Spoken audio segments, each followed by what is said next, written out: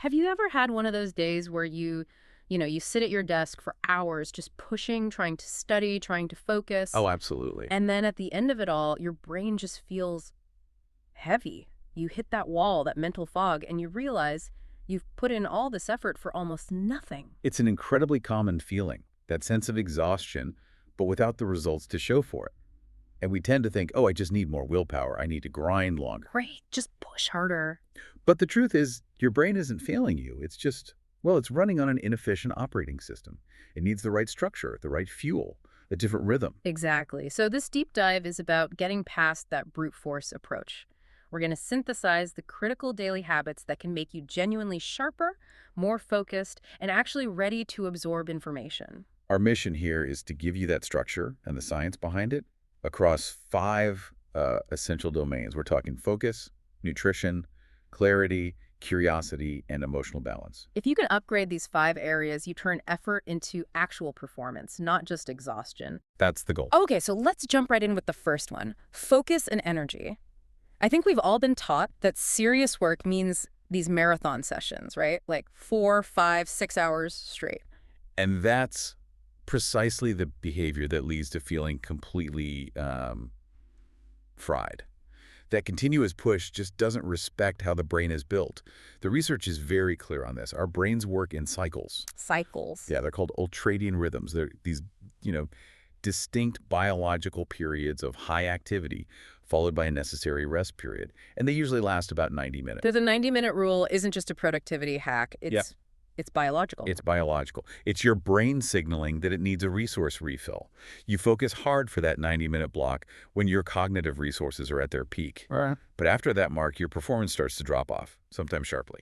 So the goal is to take a break before you crash. Precisely. Okay, but here's the question I always have with this. What if you're deep in a flow state at that 90-minute mark? Do you force yourself to stop? Doesn't that just disrupt the work? That's a great question because flow is powerful. But even if you feel like you can keep going, the quality of your attention is probably already shifting. A short 5-minute break at 90 minutes is often better than pushing to 2 hours and then needing a half hour to recover because you hit a wall. So use it as a guideline, not a law. Exactly. The break is meant to reset you so you can come back fresh for another high-quality block. And what does a good reset even look like? Because I think most people just switch from a spreadsheet to scrolling social media. That's a common mistake. You're just trading one kind of digital strain for another. The best reset is physical and not complex. One of the best things you can do is just a simple morning walk. Without headphones, I imagine. Yes, crucially without headphones. When you walk like that, in a sort of quiet, non-directed way, you activate something called the default mode network in your brain. The DMN. What does that do? That's your brain's creative mode. It's where you connect scattered ideas, where solutions just seem to pop into your head. It's totally different from the focused, linear thinking you were just doing. So you're letting your mind breathe and process in the background. You are. And don't forget the power of light. Just standing outside for a few minutes, especially in the morning. That sunlight helps set your whole internal clock for the day. It improves your mood, your alertness, and believe it or not, helps you sleep better that night. Okay, so that's the foundation. Manage energy in 90-minute blocks. Use movement and light. Which brings us pretty neatly to the energy source itself, nutrition and recovery. Yeah, if the rhythm is the structure, nutrition is the fuel. And too many people are running these high-performance machines. Their brain's on really low-grade fuel. You mean the classic post-lunch crash, the sleepy trap. Why does a huge, heavy meal just seem to shut the brain down instantly?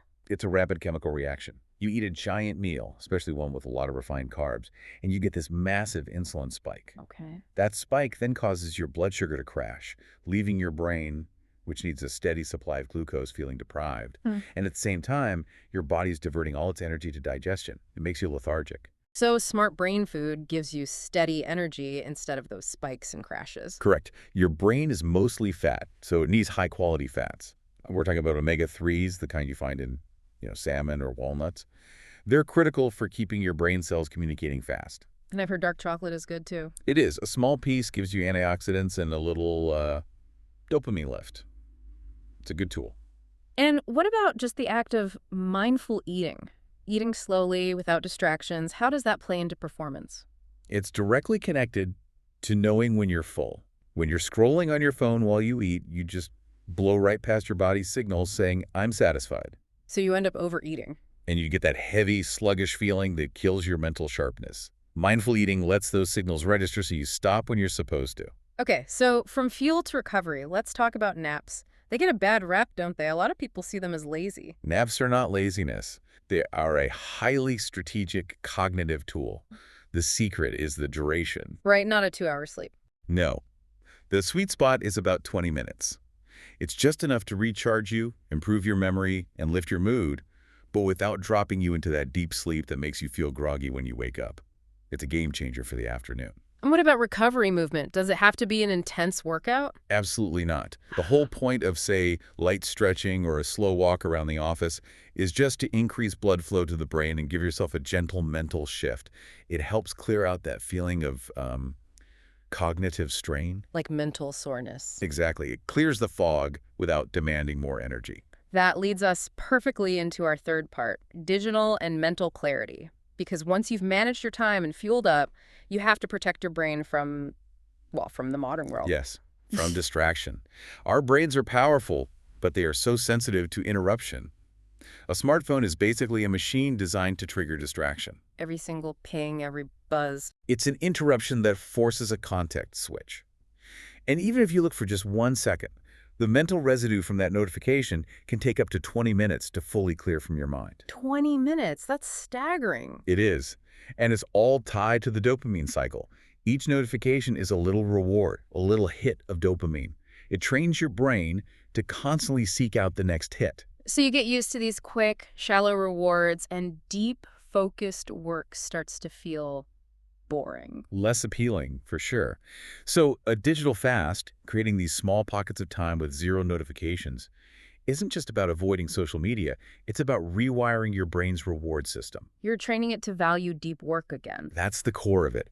And that kind of deliberate silence is also key for mental clarity, starting with your mornings. Silent mornings. Why is silence so important right after you wake up? Because you're giving your prefrontal cortex your PFC space to warm up. The PFC is your brain CEO. It handles planning, decision-making, all the complex stuff. And we just throw emails and news at it the second we open our eyes. Exactly. You're asking it to juggle all this external stress before it's even fully online. Just 15 or 20 minutes of quiet allows it to engage gradually, which sets a less stressed tone for your entire day. What about the internal noise, that Yeah. mental load we carry around, all the things we're trying not to forget? We call those open loops. They consume a massive amount of your working memory. Your brain is constantly running this background process just to make sure you don't forget to, pick up the dry cleaning. So the solution is the mental load dump, writing it all down. It's like clearing your computer's RAM. By getting all those tasks and worries out of your head and onto paper, you signal to your brain that it's safe to let go. The information is stored somewhere else. It frees up so much mental space and lets you sleep deeper. A clear mind is then primed to learn. Which brings us to part 4, curiosity and learning. Yes, the brain isn't static. It absolutely thrives on novelty, on challenge. Curiosity, that basic instinct to ask why, is what keeps the brain flexible and building new connections. It's neuroplasticity in action. I love the idea of a curiosity burst or a curiosity hour. It makes learning for fun feel so manageable. A burst is just that. 5 minutes down a rabbit hole. Why do cats purr? Go find out. It activates those pleasure circuits in the brain.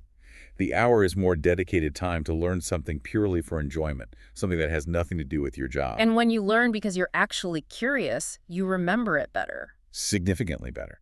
But just reading something doesn't mean you've learned it. To make it stick, you need to use the teach-back trick, The teach-back trick. or what scientists call retrieval practice. Yeah. At the end of the day, explain one thing you learned out loud, as if you were teaching it to a child, or even just to yourself in the mirror. Why is saying it out loud so much more powerful? Because reading is passive. When you're forced to articulate a concept in your own words, you are actively retrieving it, structuring it, and finding the gaps in your own understanding. That's when your brain really encodes it. That makes so much sense. Curiosity keeps you learning, teaching makes it stick. But that whole positive loop depends on one last piece, right? Emotional balance. Absolutely. Emotional balance is the cognitive glue. When you're stressed, your brain is flooded with cortisol, which physically impairs the functions of your prefrontal cortex. So your planning, your memory, your focus, it all gets worse. It does. If your internal state is turbulent, No amount of good nutrition or time management can fully compensate. So what simple habits can help stabilize that state? Social connection, real connection. We evolved to feel safe in groups. Yeah. So having one real conversation every day face-to-face or a real phone call, not just texting emojis, releases oxytocin. In oxytocin, yeah. It's a natural stress reducer. It promotes feelings of trust and safety, and it directly counteracts the effects of cortisol. Wow. Beyond connection, what about just reframing your own thoughts? That's where something like gratitude journaling comes in. Writing down 3 things you're thankful for at night isn't some magic trick. It's a way of retraining your attention. Over time, you literally train your brain to start looking for the positives in your environment instead of just the threats. And I guess the daily win reflection works the same way. It's critical for motivation. Before bed, just ask, what small thing did I do today that moved me forward? The focus has to be on progress, even tiny progress, not on this impossible goal of perfection. Okay, now I want to go back to that slightly strange technique you mentioned, the problem journal. It seems so counterintuitive to write down a problem and then just ignore it. It's a deliberate delegation of your brain power. You write down one specific complex problem before you go to sleep, and crucially, you might even write down why you can't solve it right now. You are explicitly handing it over to your subconscious. And what happens overnight? Well, your sleeping brain is incredibly active. It's connecting distant ideas without the constraints of linear, logical thought.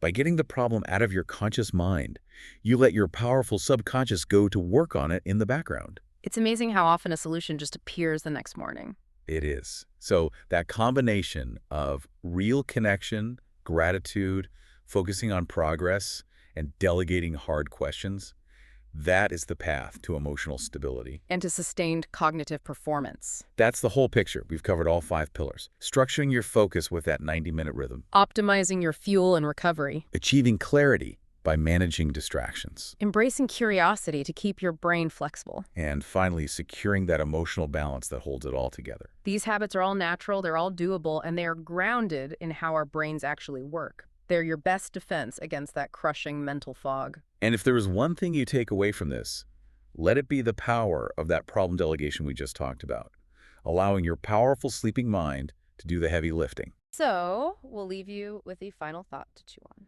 Considering all the difficult decisions or challenging questions you might be facing right now, what one important, complex problem could you write down tonight to consciously delegate to your powerful subconscious brain? Give it some homework while you rest.